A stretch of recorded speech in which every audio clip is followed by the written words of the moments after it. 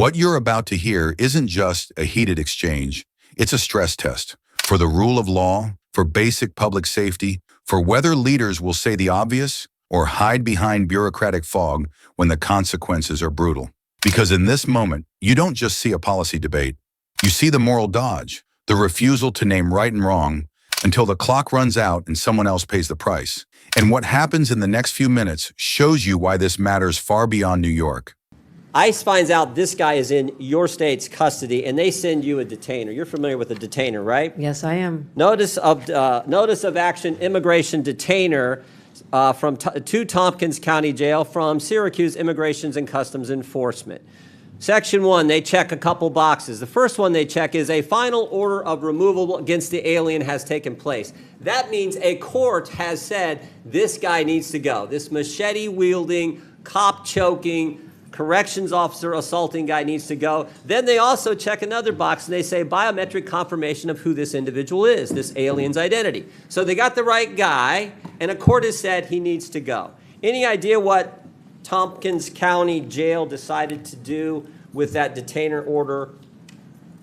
I will tell you this, the state of It's a specific question. No, I'm what telling did Tompkins County do? the descriptions you have put forth are absolutely chilling and disturbing and course they are. reprehensible to all of us. Which My job is to which protect is the why I'm people of asking New the York. question. What And did this- Tompkins County do?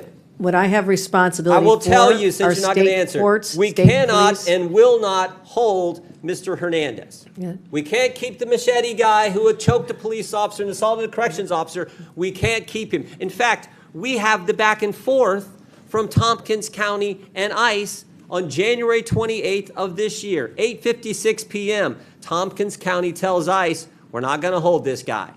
7 minutes later, ICE responds back, we will be there to take custody this evening. 24 minutes later, Thompson County reiterates, we're not going to have him. We're not going to turn him over. 10:45. ICE arrives at the jail. 1 hour and 18 minutes later, and guess what? Mr. Hernandez is not there. They couldn't wait 1 hour and 18 minutes for a guy who assaulted one of your residents with a machete, choked a police officer, and then when in custody, assaulted corrections officers. That is sanctuary policy in a nutshell, and that is what your state supports, and so do these other governors. That is what is so wrong, why the American people hate this concept. You're conflating what the state of New York does is I control state police and prisons. We have turned over 1,300 people. So you disagree with it? We turn over 1,300 Did the sheriff make the wrong people. call? Those are local policies that we would not have done in the state of New York. State of New York, that is a So you're local saying the sheriff's decision. wrong? I would say this, if it happened in a state prison, we have already turned over 1,300 people. And in Sheriff in fact, Tompkins County, I a want to say Democrat or this. Republican, Governor? There Hochul? have You any been idea? times, excuse The me, sheriff in Thompson County, a Democrat or Republican? excuse me, there have No, been excuse times me, I when- ask the questions, you give the Well, I'm answers. Is he a asking Democrat or for a Republican? Do you second. know? I'm asking for this moment to explain that I'm sometimes waiting I'm for asking, ICE is he a to come Democrat pick or up Republican, people. and do you agree I with the believe actions he's a he Democrat. took? Do you agree with the actions he took? How about that question? They are in conflict with what the state of New York would do. Well, maybe they're scared. By the way, he is a Democrat sheriff. Maybe the county guys are a little scared because you said this. I'm quoting from, it looks like the New York Times. We all know you can trust them. This is last month, May 25th. You said we have some counties that are renegade counties and work with ICE. Maybe they're nervous of being called a renegade county by their governor. So the Democrat sheriff says, we're not going to keep the machete-wielding, cop-choking, corrections officer assaulting guy. We're not going to keep him here for you to get here. We can't even wait an hour and 18 minutes. Oh, you know what else was interesting in this case? You know what else was interesting? There was actually an arrest warrant from United States District Court, Northern District of New York, signed by Judge Wiley Danks, magistrate from Syracuse. There was an arrest warrant, and they still couldn't keep him. The state of New York cooperates. We cooperate in removal of individuals who've served time. We responded to detention. You're confusing, and maybe there's a lesson in civics will here you that's say on the necessary. record right here, I got 12 seconds. Will you say on the record, was Tompkins County wrong in the actions they took on January 25th 2025, when they wouldn't hold the guy for 1 hour and 18 minutes. Was Those are Tompkins not the County policies wrong? that we would have in the state of No, New no. York. Those But- are not the policies we would have in a. Were they wrong? Should Because they, I've should already they have turned said that guy over to ICE? It's a I've- simple question, Governor. that was a horrible situation. The person should not have been out there. And It's a horrible situation, but it's a yes or no question. it is a response that this is a locality. Do you agree or in the disagree? state of New York, Agree or the person disagree? should have been held. Yes or no? The person should have been held, and in the state of New York, we would have turned him over. That is in conflict with what we would do as a state appreciate with the chair's respect to indulgence. I prison. yield back. And I want to know why ICE won't come and pick up the individuals who have served time in our state. I have cases where they have not even shown Governor, up. a court order and a detainer for a guy who did the things Mr. Hernandez did, and Tompkins County can't hold him 1 hour and 18 minutes, and you won't say that's wrong? I have said we cooperate when there's a criminal case where someone has committed a This is crime. We sanctuary turn them policy. over. This is sanctuary policy in a nutshell. You won't even You're condemn something that mischaracterizing. anyone with common sense knows is ridiculous. You're mischaracterizing the I'm laws not of the scared. state I of had the New York. facts here. That's Oh, all can I right. do one other thing, Mr. Chairman? Now he's been rearrested, and guess what?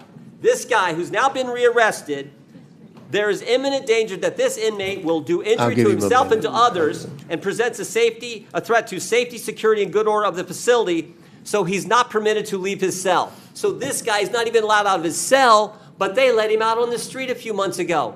That's how ridiculous this is. When he does leave his cell, it'll be go back to his Gentlemen, country under our time's orders. expired. Did you catch what just happened?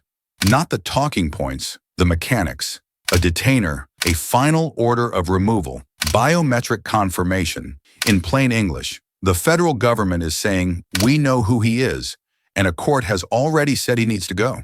And then comes the part that should stop every normal person in their tracks, the timeline.